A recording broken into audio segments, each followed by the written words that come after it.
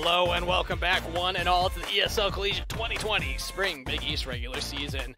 We're ready for our next game as Marquette looks to take down Butler, but Providence did not pick up their first win against Seton Hall in that last game. Seton Hall decimated them, going 2-0, joining that upper echelon. Is it time for Providence to hit that alarm button, ring the bells?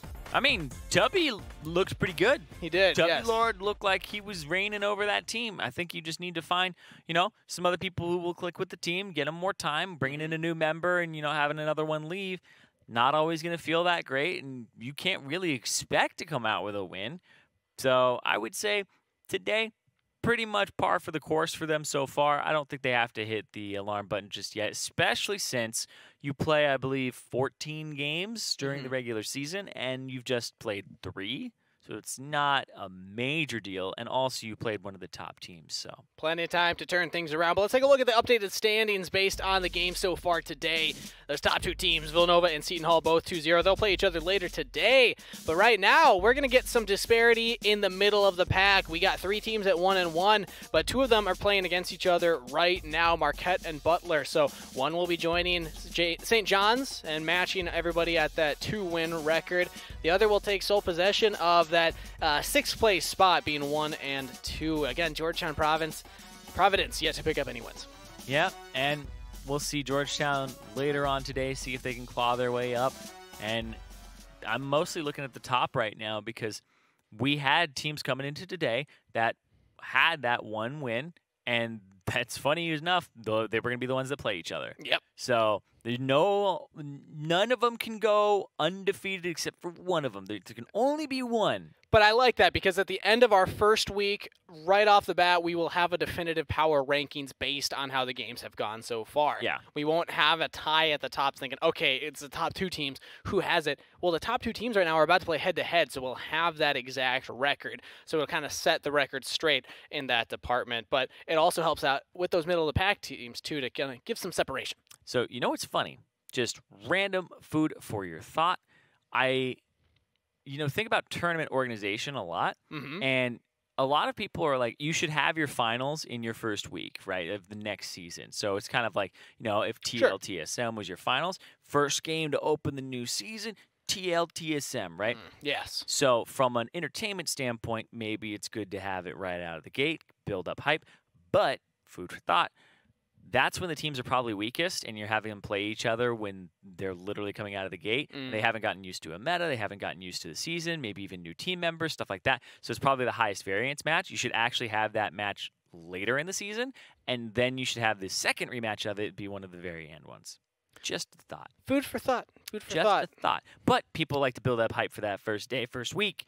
I've been in that showbiz for years, so and that's I where understand that. It's that's all where about the money's entertainment. at. That's what we're about. We're about having the hypest matches as early as we can so we can see what things look like. But we got some of those middle-of-the-pack teams right away to watch right now. Marquette versus Butler, our next game.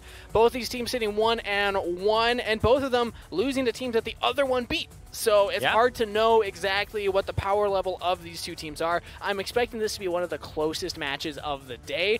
But when we compare to how things fared last time, Marquette did get the upper hand against Butler.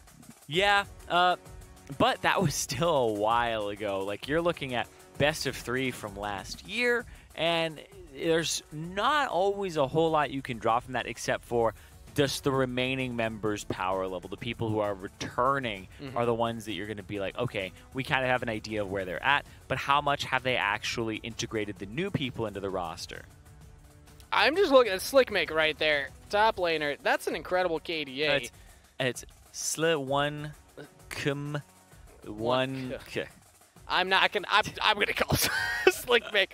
We'll dive a little bit closer into that roster with Slickmake on the top lane for Marquette, Vizix in the jungle, Centric mid with Like Mike 42 and Snikers MVP. This is the starting 5, but we do have some roster swaps for this game. Centric, the usual mid laner, moving to that jungle position, and they're bringing in Geeked Bro to the mid lane. Okay, say that support's name one more time. Snickers MVP. There you go. What did I? Snikers? Snikers. I was like, Snikers, no sniking. Hey, can you go to the store and get me a Snikers? I was like, what? I was like, wait, what?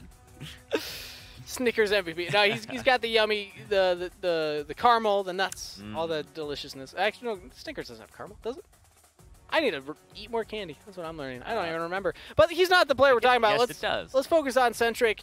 Again, usually they're mid laner, but now moving to the jungle. So what do we think about Marquette? Is this going to – how much do you see this impacting their matchup here against Butler? I just don't always like swaps that aren't completely intended in their last minute. Because you bring a new person in, and you're like, we have to finagle this person into the role and make them as comfortable as possible. So you give them what they want priority-wise, and then you just move the other person into the off role. So you actually cause 2 disturbances instead of just keeping the person in their main role instead of swapping them, and bring the sub in and have him just fill. Yeah. Right? A lot of people cater to their subs and feel like that's the way to do it. I'm like, you can usually keep the core of your team alive by like not swapping 2 people, but okay. And this is a very important game for them as they want to differentiate themselves from the rest of the pack, go that 2-1, so rough situation to be in. But this is good news for Butler. Also 1-1. They want to pick up a victory here for sure, and this is looking like an opportunity to do so. First of all, I just want to call out their logo. That is amazing. It is a bulldog made out of controllers. So props to whichever visual design individual created that. But the rest of their team, we got Vix Noko, sorry, on the top lane with Mac in the jungle. All for Joy mid, very for fun, and won't be banned, rounding out the rest of the team. Again, I mean, Butler getting props from the native. He was even saying that he thinks that the top 2 teams are Villanova and DePaul, and then second place is, or fighting for that third place is Butler and Seton. So I just because of that and the respect that native gives to them, I feel like this is a very strong team that we're going to have to look out for as we're zooming into the jungle here. Mac in the jungle. Favorite champions, Kazakhs, liking the Assassins. They're not necessarily prevalent in this meta, though. Yeah, not really the Assassins in the jungle. You're typically looking for CC or durability / tankiness. So I feel like when you play Assassins, they have to be really mobile. And that's why like Lee Sin is kind of an Assassin early. Doesn't really have that like transition later, but I don't find that play style to be that easy to do in higher levels of play. It becomes harder and harder to play Assassins as your elo goes up, and also as people get more organized. And especially when the meta favors things like tanky junglers, tanky top laners. We've even seen some enchanter supports coming in. So who are you really trying to assassinate at that point? There's not the as many enchanter support. They're free. That is typically how the assassin has to play, but that's not how you want to play. It's like, oh, I went in, I pressed all my buttons, I killed somebody. Oh, it was the support that was worth like 200 gold, and now I'm dead because the tank locked me down. But you're 200 gold richer. Yeah, true. 200 gold richer. But it seems like both teams are getting ready. So as we're approaching the pick and ban phase, what are we prioritizing for either of these teams? We've seen a lot of priority for Lee Sin early on. Last game, Nunu was the first pick, so it seems like regardless, junglers are what teams are opting for early on. Do you agree with this? I'm not 100% sure. It's been so far Lee Sin, Nunu. It feels like people want to set their junglers up for success right off the bat. I feel like that's an okay thing to do because you aren't really blind picking anything. All junglers are kind of neutral / they do special things themselves. Or have like unique gank paths, so I don't feel like they really make your composition. Everything else kind of does. And right here, I think the bans are actually becoming a little more common. You have both the Aphelios and the Senna, even though they could first pick either of those. So maybe they want to go for the Misfortune. The Ornn is also still available. And that I think if you're first picking Misfortune, you got to ban the Ornn. If you're going to pick the Ornn, you should maybe ban the Misfortune. Butler has some options here for their final pick. But again, when it comes to collegiate, it's not always about those top meta picks. So it's sometimes hard to predict what teams are going to do in these situations. It comes down a lot to comfort, champion pools, etc. So they're holding off till the very last second to lock this one in. It is going to be the Misfortune, which signals to me probably Ornn locked in for the top laner. Yeah, I would say they want that Ornn, but there's still one more ban. It's a Bard. Well, I would. Won't be banned, needs to name change, because clearly that's a ban targeted towards that player, and there's the Ornn locked in for Butler. So, yeah, they're happy with that top priority meta pick. It's one of just the strongest picks. So what are you going to get here for that Ornn, Marquette? Because you saw that coming. We saw that coming. We don't even play against this team. Oh! So you got to have something to deal with. They want the Darius. locking it in. So this is a champion that, like, it loves to bully lanes. It loves to get its own advantage, but I don't know how well it can do that against Orin. Orin's just such an annoying tank in the regard that you can't really put it down that heavily in the early game. Or at least it's hard to. It's a very difficult task. You have to snowball. You have to snowball on him if you want to do anything. You really have to put him behind to prevent him from getting to item spikes. The fact he can buy items while he's in lane, it's on a timer, yes, but it's still very powerful and gives him a lot of uptime and presence in the lane where he doesn't have to ever kind of seed his lane if he wanted to. But Marquette also locking the Ryze to pair with that Darius, so a little more late game security. Ryze will scale very well, and also a very strong potential for a 1-3-1 depending on what they grab with the rest of their composition. But what worries me is they're showing their solo laners very early, which allows Butler to counterpick. They grab the Kiana. I'm expecting that to be played into the Ryze as it's not as prevalent in the jungle anymore. And we'll see what they lock in for their last choice here. They might go for an 80 carry. Oh, might be Heimer bot. I'm not so sold on the Heimerdinger bot lane these days, but it looks like that will be it. Yeah. They're waiting till the very last second. I mean, nope. Switch to the Varus at the last moment. We got you baited. Always.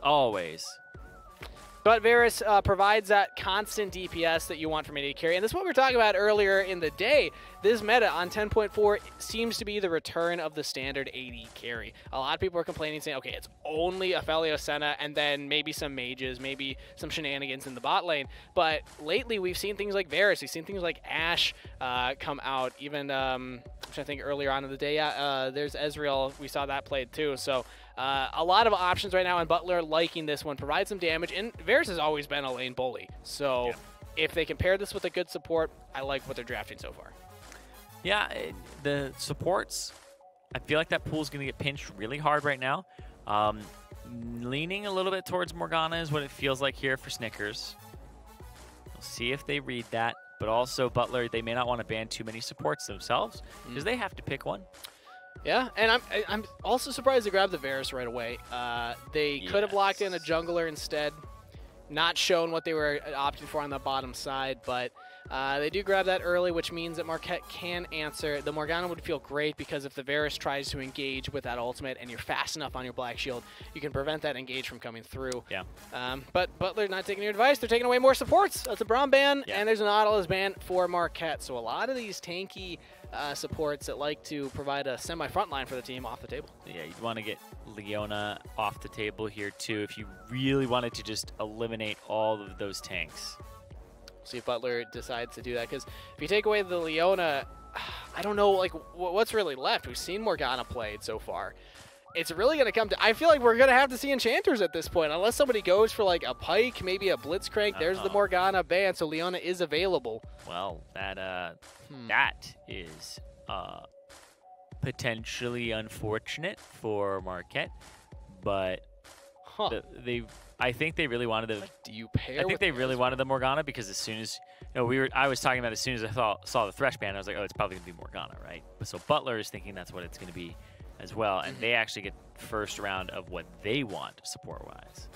So the Lee Sin locked in for Marquette. They're opting for the jungler instead of the support, trying to take that away because both of these teams still needed to lock in those two champions.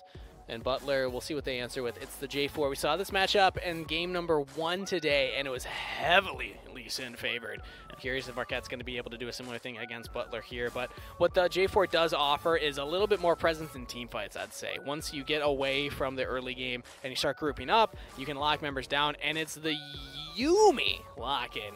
Technically an enchanter, I guess. Not the one I was hoping to see, but it's locked in. Yeah, there we go. You don't like her? I just, you don't like Yuumi? As a support main, I hate playing against this champion. Okay. As long as I don't have to feel the prowling projectiles personally, then I'm fine. So we'll be all right. We'll get through this. Chat. I actually really like Yuumi. At first I didn't, but then she really grew on me, and I felt like she's unique, but also not like she's actually pretty interesting to play yourself because the hopping around between people instead of just backpacking one person, as soon as you start hopping off of people and stuff like that, it feels much more dynamic to me. The nerf to like having the cast windup of Wing actually feels pretty bad now. But if you're able to just backpack a single person, we have different opinions of what is fun, I suppose. So like things you can do on her is like if your AD carry is getting ulted by a Caitlyn, you pop off, eat it, and pop back on. Yuumi is literally a pseudo shield where she uses her HP against skill shots. Lee Sin Qs, pop off your AD carry immediately, and then pop back on. And just like legitimately, you should be absorbing skill shots as much as possible that aren't CC. Yeah, that's the mark of a good Yuumi player, I would say, is being able to pull that off. It's a hard mechanic to actually do, especially because it's not intuitive. You're thinking, okay, I'm the squishy support. I'm meant to be on top of somebody, keeping them safe. Why would I put myself in harm's way? Because you're literally invulnerable when you're on someone, so. Exactly. There we go. And, I mean, when we think about predictions here, I'm about to do it. I'm about to predict the Yuumi. It just you saw Pyke was the other feels wrong. The other one, right? It feels wrong. But I like what they were able to do with the rest of their draft. I feel like getting that Ornn, it's worth so much for me personally that alone already said, okay, they've won the draft for me, and then the rest of the composition. I think it's coming together, and I'm also favoring a lot of what Native was saying about this team. He said Butler looks strong. He thinks that they're going to be one of those teams kind of punching up as one of the dark horses in that kind of third place discussion. So, yeah, I'll give it to Butler. I'm gonna give it to. I'm gonna give it to Butler as well on this one. Okay. At first, I wasn't completely convinced, and I'm still at that like 57-43 type area in terms of like how far I'm leaning that way. I just think that Ornn is so powerful right now that even if they're behind, as long as Ornn is giving out masterwork items, he's literally printing gold. Yep. Right. Pretty hard to beat that, right? Yeah.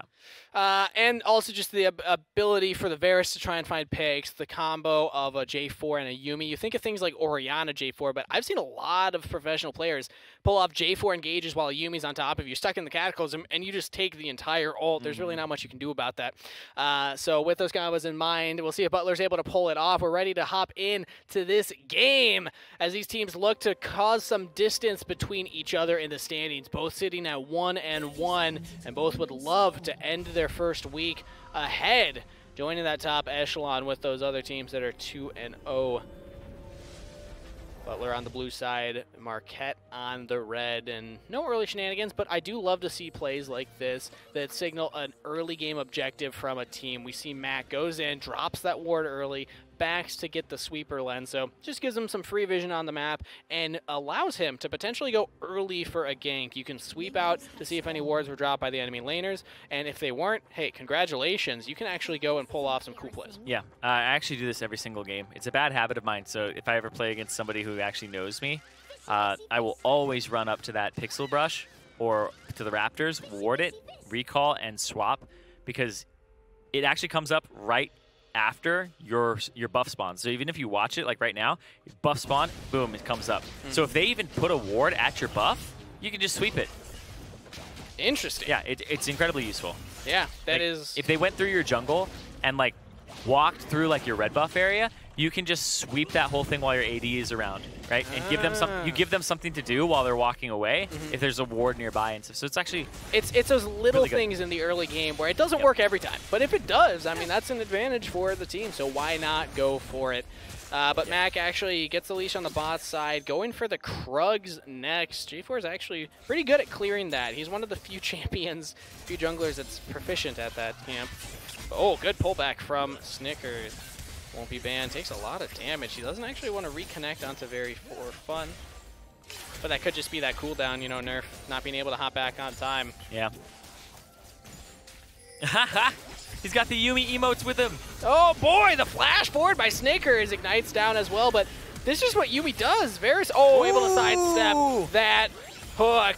Heal has to be used by like Mike42 as well. Snickers MVP in danger, but both of these teams looking for the kill. Yeah, that was actually really clean there. The nice sidestep, very for fun, kind of showing off here, but here comes Centric on the side. No flash on Very for fun. He's going to take all this damage. Can he sidestep the hook? The heal comes out. The move speed helps him out. Good from for fun, holding on to that summoner from earlier. They need to call out that there was no red buff on him, so Mac should go for an invade here because that was a full blue side clear Lee Sin, and there you go. You see Mac going for the invade, gonna go get the red buff. There's no collapse here from the Darius. And it looks like Centric trying to get some invading on his own if he can, but can't quite find it. We were talking about Slick Mick on the Darius top side, getting really pushed in by this Ornn, despite those stats that we saw at the bottom of the screen there. Vix Nako doing a fantastic job on this Ornn, pushing in Slick Mick. Should be able to just get some more priority for Mac. This allows Mac to not only take the red buff, but also the Krugs, because he knows he's got backup if he needs it. And just has to hold up here, but don't think they'll go for a dive that early with these champions. I think it's a little bit too risky. So yeah, he'll just go for the Scuttle Crab. The Lee Sin, no items purchased for either of them, so he may try to make contact. Not sure though. I think he would try to just avoid right now at this point in time as Lee Sin. Oh, look at mid lane. Good trade for All for Joy. This is what happens to Geeked Bro with the rise, but now at Rome from the pike. Beautiful hook. Ooh. Flash from All for Joy. Has to get out for that one. Put that summoner spell down. This puts a big target on the back of this Kiana. Yeah. He having no flash, even though you're still a mobile champion, it's pretty easy to gank you because one of your mobility spells is point and click, and the other one requires you to cast, jump, and then cast again. And you kind of root yourself for, you know, quarter-second cast times when you're actually using the ability. So, Kiana running away, not as effective as Kiana diving by nature of the E. And it felt good at first for the side of Butler. They had that advantage in the mid lane. All for Joy got that trade. Geeked Bro low on mana, but Geeked Bro goes for the back, teleports back to lane. So even though you're down basically 10 CS, now closing in as he picks up this wave, at least Centric was able to catch a lot of that. But regardless, Butler Mac is still doing a fantastic job in the jungle, way ahead in jungle clear over Centric. A lot of that from the invade, but look at the bleed coming in here from Slick Mick. He might be able to take him down. Yeah, Ornn's got to be careful. You have a lot of damage with your Brittle, but that bleed over time does so much. But look at the roam here. All for Joy coming up. No flash means that they can't quite go for it. Yeah, but that just puts so much pressure on Slick because there's this big minion wave that's being stacked against him. He wants to recall. Ornn has already bought the Bomby Cinder and hasn't had to recall and use teleport to get back to lane. So he's going to try to push this, I think, try to force the TP to come out from Slick, and then he'll recall himself. And just the changes to Bomby Cinder, he's able to push that wave so fast right now. And the TP didn't come out. He didn't take the bait. Oh, but look at the bot side. Flash from Butler Mac. Tries to get that damage in with the CC, but they can't land it like Mike. Barely alive. Yeah, just barely. I mean, he still had flash available, and his heal is coming up, but yeah, he still had another way to kind of get out of it. But Mac, not level 6, not able to put a dunk down, but he will go straight for this dragon. And that'll be the first one of the game. Yeah, he's looking for it. He's reaching for the play. But regardless of play, we'll continue here onto the Dragon. They're able to push off Marquette on that bottom half. They have to catch that wave under turret. Like Mike's too low, so they're just giving over this early objective. Butler will feel good about that as he's picking it up, but they feel better about it. Kill mid lane. All for Joy can't get it. Oh, so close. Yeah, it looks like he used the Supreme Display of Talent and tried to all in there. But even with the Ignite, even with the ultimate used, and maybe a good use of it, like shoving him into a wall, it was so close. Yeah, Geeked Bro barely able to get away. Did have to burn flash for that, though. So that means you could always look to make the play happen again as All for Joy. Your Ignite will come out much faster than the flash of the enemy mid laner. Again, more action on the top side. Slick Mick is playing aggressive against this Ornn. You have to, as Darius, though. You cannot just be passive and let him farm up. You need to make something happen. Yeah, you need to find the opportunity where you just keep trading back and forth using Qs and trying to make him run out of mana, because he's just going to, if he gets like Catalyst or if he starts going for some of those builds where he just stack armor, it becomes so difficult to deal with him. And he's already started doing that. He's got the bombies. He's got the armor coming through already too. And I feel like when this happens, you have to just have the long fight where you get 5 stacks on him and try to kill him. And he got the flash there. Yeah. So that signals to me that Slick is actually getting really good hooks off here. Yeah, I thought if he had enough bleed stacks, he could have flashed to follow and throwing down that Nox and Guillotine, but I don't think he had enough to really get the full amount of damage. But Butler Mac has blue buff, has the red buff, gets pulled back in. But here comes Orin, has to flash defensively, call the Forge God used. Can they complete the dive? That was insane damage. And first blood picked up by Viznikov. Yep, he just hit him with one part of it and got him with the other too, so it broke the brittle. He did all that extra damage too, so TP's right back into a kill. Vix Noko, by the way. That name, I don't know if I'm going to call that right once. We'll just call him Vix. Vix for sure. But on the bot side, more action happening here as the Yuumi Varus fighting Ezreal Pike. Who wins this one? Very for fun's getting so many autos off. 1Q should get it. Oh! Mike barely able to live, but this is that all-in again on the mid lane. Geeked Bro, no flash available this time. All for joy. One auto should do it. He doesn't need it. Throws out the Q and gets the kill. Yep, and we were afraid of that happening even just a minute ago. The supreme display of talent allows him to pretty much 1v1, and the Rise had flashed away. The Rise had tried to get out, got out successfully the first time, second time, it's no cigar. Yeah, soon. Didn't even need Ignite that time. He just waited for the ultimate cooldown to come off. Had a few more long swords this time around. Gets the push and has Moby boots, so things are going great for All for Joy. You got to imagine he's backing for a Tiamat right now. We'll be able to shove in this Rise and then get around the map. Actually goes for the lethality first, valuing the solo kill threat more than the roam potential. Oh, bot side. What did you think he was going to go for? The Tiamat. Oh. For the clear potential. But now on the bot side, oh, hey, okay, Centric. Turns out the Sonic Wave a little wide. And here comes Pike. He still wants it. Gets the hook, doesn't land the follow-up CC, though. And Centric's just going for the Lee Sin emote as well. That's great. He's got the perfect emotes on. He's got a Yuumi one. Great He's got a Lee Sin one. Like, this game was made for this dude. Butler University find themselves in a good position on Summoner's Rift right now, 2,000 up with that early dragon. But overall, this has been a much slower game than we've been conditioned to, Zyrene. Earlier on in the day, it was action after action after action. This one's a little more methodical, a little slower. Seems like a lot of the action happening around the mid and top side as opposed to bottom, where we have been seeing it so far, but not for lack of trying. The bot laners have been duking it out quite aggressively, but All for Joy going for a very deep invade. Oh, you don't have any backup, though. There's no one else on the team. Is able to get out, though. Yep, does have the invisibility, does have the way to cloak himself, so yep. Would still be able to stay alive for quite a while. And oh, nice dodge there. Yeah, it's so hard to get onto so many members in this game. I think pretty much everybody has some kind of mobility except for Varus and Rise and Darius. Other than that, I mean, pretty much everyone can just got to jump around. Hard to land that hard CC onto anybody, so it'll be a test of skill shot landing. As again, Slick Mick trying to get some damage here on to Vic. Can't quite find the full amount though, yeah.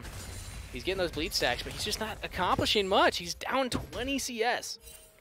Yeah. The fact that this Orin is winning this matchup is just kind of a testament to Butler, Mac, what are you doing? Powerful the champion is right now too. Has to flag and drag back to safety. But Dragon is coming up, guys. Where are you? He's right there. Where are you? Like, this happens all the time. You're just like, guys, Dragon, like, you got no vision. And they just catch out the jungler. Yeah, Mac goes too far forward. As his top laner was walking down to join, that seemed like it would have been Butler's fight if they had just waited a little bit longer. But well played from the side of Marquette. They catch out the jungler out of rotation, claim a dragon for themselves. And it's the Ocean Drake that'll be coming up. Ocean Drake, I think, is probably the most powerful Drake from just a standpoint of not soul, but individual Drakes.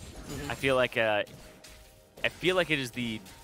I think it's statistically proven that a single Ocean Drake is the largest win rate jump on average than having a single Cloud, Mountain, or Infernal, right? Just in terms of stats, but here's another play on the bot side. The flash hook from Snickers, but very for fun. Ooh. Just outputs massive damage there, followed up with the CC of Won't Be Banned, and they turn it around. They might get more. Look at like Mike. He's very low on health right now. Has the flash in the kill, though. Above him. Lee Sin's above him. Yeah, they don't know that Centric's right there. They flash forward. The auto attacks. One more should take him down. Oh, very for fun. Gets the kill, and that's Yuumi, everybody. Giving him the speed, giving him the heals. Do they want to take down Centric? He's trying to back right now. Oh, this is so greedy. Probably projectile stops the back. All they have to do is stop it. They don't have to kill him. No, he's able to jump back to Snickers if need be. But so many turret plates should go to the side of Butler right now. Oh, God, they dropped the Herald too. That's going to be first turret picked up from the side of Butler University. A fantastic transition to the mid game right now. It was all action topside, but look at that. More as another solo kill here. Beautiful from Vic. I was just going to say all the action was happening on the top half of the map for the beginning of the game. Nice to see it on the bot side. And Vic says, there's still action up here, everybody. Don't forget about me. I think it's hard to forget about it. So we'll see as they reset here, because it's only, like I say it's only, because we've seen so many large advantages even just today in the past 4 hours, 3 hours. It's like 3,000, 3,500 gold advantage. Not a massive amount. You're looking at like 4,000, I guess. Yeah. 3 or 4. It's not insurmountable. Yeah. Put it that way. But at 15 minutes, it's still quite large to have compared to people's total, like gold totals. But you're basically getting to the point where people, you see it here and there. It's like, oh, the mid lane's up 600, AD's up 1,000, support is down 300. Then it's the top lane is like 1,400. Look at it. Jungle is like 1,000. Yeah. You're seeing large discrepancies in that area. Not so much that mid lane. All for Joy. And that's who this is right here. Does a lot of damage with Serene to play up talent. Good heal from Slick Mick. But you just see how annoying All for Joy is. He just has to show up in the enemy jungle, walk around, and there's nothing that Marquette can do. They don't have somebody that can really walk up to him other than the Darius, but we saw what happened there. He already took a lot of damage. There's the Prowling Projectile trying to stop his back. Slick Mick gonna have to walk all the way back to his lane just to stay alive, because Mac is here too. Butler's playing a pretty clean game of League of Legends, but this might be Marquette's fight. They have multiple members up here. It's going to be a 3v3, but they don't land the hook, and they can't really find and engage unless it's leaked in. But there we go, Cataclysm in. Slickmick does dodge away from the Varus ultimate, but still goes down regardless. It's a 1-for-1 trade so far. Snickers gonna get locked down. So does Centric, and they fall in suit. A double kill for All for Joy. Yep, All for Joy swoops in, able to save the day in quotation marks. And just I'm helping. Yeah, no, kill secured. Secure the day. Yeah, the day has been secured, and so have the kills. Oh, looking at those turret stats. No turret plates taken by Marquette. Okay, Zyrene, I was going to say, I did say earlier, I thought this might be one of the closer games that we have today. And while that, for the most part, has been true, it's ramping up right now. Butler just looks leagues ahead. There was a few good plays from Marquette. They did get that pick onto J4 and then the Dragon, but other than that, it's been all Butler. Yeah, they've been doing a wonderful job of pretty much controlling what they need to and rotating. I think the rotations have been the most impressive part to me. They're pulling people out of their side lanes immediately, getting the bottom turret down, getting objectives, going to the top side of the map, and making that unexpected play that's a little bit harder to react to because you don't expect the person to be there. But you can even see the double kill is almost instantaneous there from All for Joy. But then there's all of this, all these kind of shrooms and stuff you got to watch out for. And unfortunately, the late game win condition of Marquette is just not online. We saw how much damage Geeks Bro did there. He had an opportunity to unload some spells on Very For Fun. It didn't do anything. This guy is sitting on a tier and Aegis, like, or not Aegis, Catalyst. Catalyst, there we go. So he just doesn't have any AP in his kit. He's just got the Sork shoes to add a little bit of magic pen, but I don't even know if I like that more than the Merc Treads into the team he's against. Or even Tabbies against the likes of all the AD. I'd be like, Tabbies would be what you would get here. You could maybe get like a Frozen Heart later, but could be a fight. Call the Forge got used. All for Joy with a beautiful Supreme display of talent onto 3 members. And this fight is over before it even begins. No one falls from Butler. Multiple kills over to the squad, and they get the Dragon. Yeah, that was just really clean. And there's no Baron to even go for, and they're just going to go straight up mid. They're going to put down the Rift Herald. That was actually pretty styling there from Mac. He went and used the EQ as he was using it, and this is just going to take that turret. They're going to shove this down, get another bounce off too, and they're just going to keep going. I think he did a little dance at the end there. Yeah, he did. He did the Jarvan dance. Yep. Pull back, leg forward, give him the kick. One more. And the Rift Herald will get another charge. Boom! That's a lot of damage. Yeah, it always feels bad when it's got like a little bit of HP and you're just like, somebody get there, somebody hit it. Run! But oh, that was an adorable little icon. The double poros? Oh, there's a cat. What? The double poros? Is that the one where it's like giving it a head pat? Yeah. Yeah, that's the one that I use. I don't have those. Man, I miss Yeah, I use the head pat one when I want to tell my my enchanter supports they're doing a good job. So me, basically. Yeah. All right. I'm like, oh, that's a good enchant. Good job. Good job, Lulu. Marquette, they're looking for it. They're trying to fight back. They haven't given up yet, it seems, but they just can't find anything. The J4 is mobile.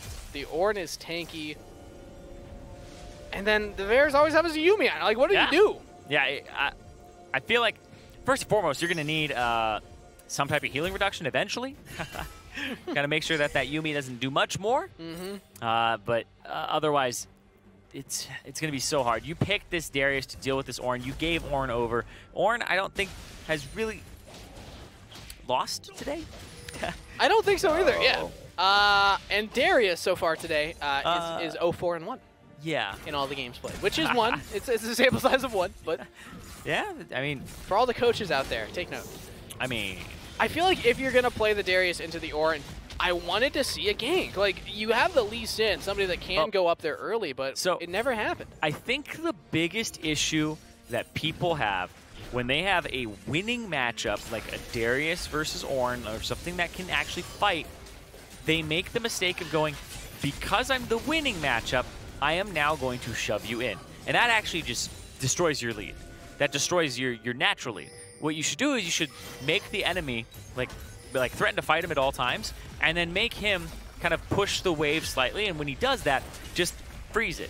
As soon as you can freeze it on your side of the map, he's out of the game. And that's the whole point of having the winning matchup, that when you take fights, you win, but hold on. This is the final fight, potentially, of the game, as the inhibitor turrets are starting to fall. 2 members die from Marquette. Call the Forge God to engage onto Snickers. They even take down Geeked Bro. It's a 2v5 last man stand here for Marquette, as Butler University showing why they're given the respect of Native from Villanova. They've been looking clean so far in this game. They don't want to actually go for the game. They're just going to clear out the top jungle and maybe even go for the Baron. Yeah, I mean, they have that 11,000 gold lead. They're ready to go. Team captain, Mac, the jungler. Oh, hey, oh! He loves to cook. They all went different directions. It's like a piñata.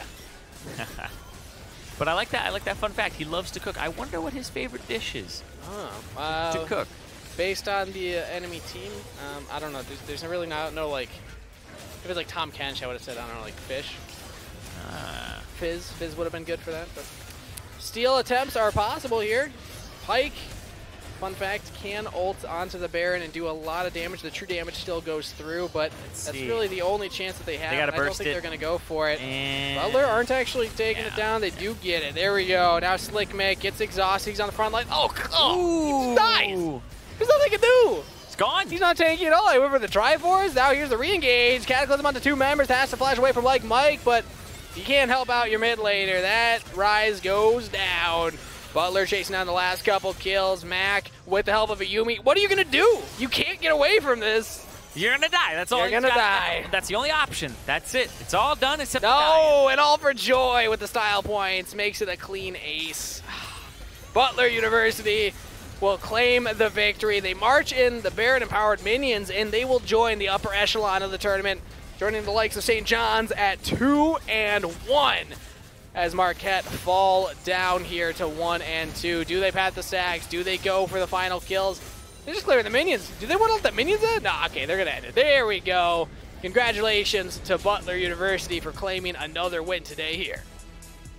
And that puts them at 2-1, which means that at the end of the day, they'll at least be tied for second place. Exactly.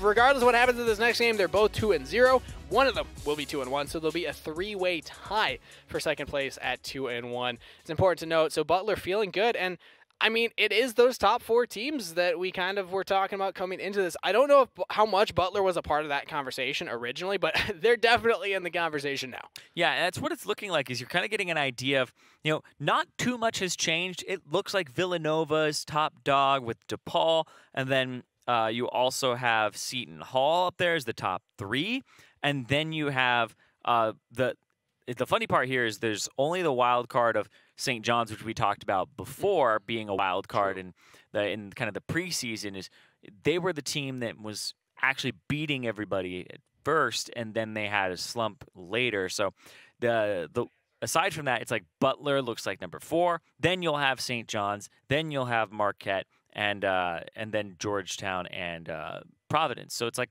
kind of already kind of shaking itself out, and like you can kind of guess what the whole bracket's going to look like already. Yeah. And we're only 2 days in. We're 3 games in.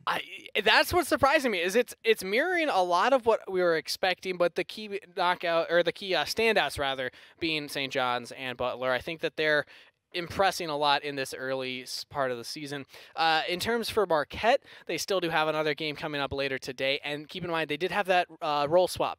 So we were talking about the potential effect that can have on a team. They definitely seemed less coordinated, having their mid laner go to jungle and having a substitute mid laner come in.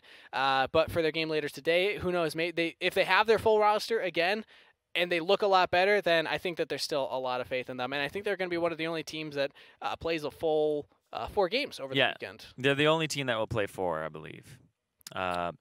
Georgetown, they're the only team that will play 4. Yep, but we do have an interview with one of the members of the winning team. We got the top laner, the Ornn player, Vix Noko. Vix, first of all, you had to choose a name that was that hard to pronounce. I mean, it's one of the characters' names that I keep over all my games, so I just kind of kept with it. Where did it start from? What was the first game? World of Warcraft. Hell yeah! Respect, respect. I mean, I can't really speak for it myself. I've actually never played World of Warcraft. Really? Yeah, I respect the legacy. Yeah, that's where mine's from. Yeah? Really? Back in the day. Yeah. Okay, what class did you play? I played Priest. Priest. Ooh. So. Okay. Nice. Cool. Nice. Cool. Talk to me about that matchup in the top lane, because they picked the Darius into your Ornn. They left the Ornn up the whole time, and you bodied that guy. So is that how that matchup is supposed to play out? That's exactly how the matchup is supposed to go. I just think that the Ornn Darius matchup is it's not an easy one, but as soon as one of the champions gets behind, it's super in favor of the other. So if the Ornn gets any bit ahead and I was able to get first blood, then I was just able to snowball for the rest of the game. Yeah, I felt like there was never a time where you were really in danger of dying in that top lane and just constantly getting pushed in. Not even that much jungle attention up there, but the first blood definitely helped out. And then you got that solo kill on him too. So in terms of just strength of Ornn, is he definitively the top laner right now? Because we've seen him go undefeated today so far. Oh, yes. I would say just because he's able to not only extend CC with the brittle, but also do % max health damage with the brittle. I think that just puts him leagues ahead of any other champion at the top. Yeah, and then buffs to Sunfire. Just why? There's a lot that goes like in there. Free 2,500 gold. So yeah. That's a lot. You're turning a lot of heads right now. Butler is the team sitting at 2-1, so you're joining up that top clump right now. We're going to see kind of what happens between Villanova and Seton later on today. But how does it feel to start off the season so well, and what do you think the ceiling is for this Butler squad? It feels really good. Just being able to get 2-1. We were hoping for 3-0, but just being able to keep pace and, claiming that first spot is where we're aiming. But, everything we can do to get there is what we want to do. Okay, well, thank you so much for taking the time. Also, just quick note, whoever designed that graphic behind you deserves a raise. I just want to give it a shout out because I love that logo so much. But thank you so much for taking the time speaking with us today, and good luck with the rest of the season. Great, thank you. All right, great to hear. Yeah, Ornn is busted. That's what we learned. Ornn is very strong. Yeah. And he had confidence in the team too, thinking they were hoping to go 3-0. And I think that, honestly, they're making a good argument for themselves as being one of those top teams that we could have seen go 3-0 based on that performance. Yeah, they definitely looked good, but you can kind of tell by how they closed things out that they they know how to snowball, and that's a good sign for teams that you really want to say are like in that top echelon. But it's going to get really dicey later because I feel like there's 5 teams that could potentially be in that top 4. Yeah. There's a lot of competition for Butler at this point in time. We'll see if they're able to keep up with that competition going forward, but those questions will be answered later on in the season. Next up, we have one of the defining games of the entire split to see who's going to take first place at the end of week 1. But before we head to that, make sure that you take the GLHF pledge. Join us with any key to reduce online toxicity. Get that cool little Twitch badge next to your name so you can show it off to all of your friends. Let them know that you did take that pledge. I did. Zyrene did. I got a little pin. It's cool. It looks good. So make sure that you do that and you can help us all out. Also, make sure that you hop on social media, hop on your Twitter account and follow ESL Collegiate so you can stay up to date with all of the action, all of the teams, and all of the standings going into week number 2. With that being said, we're going to send it to a short break. We'll be right back with the highlight game of the day. Villanova look to take down Seton.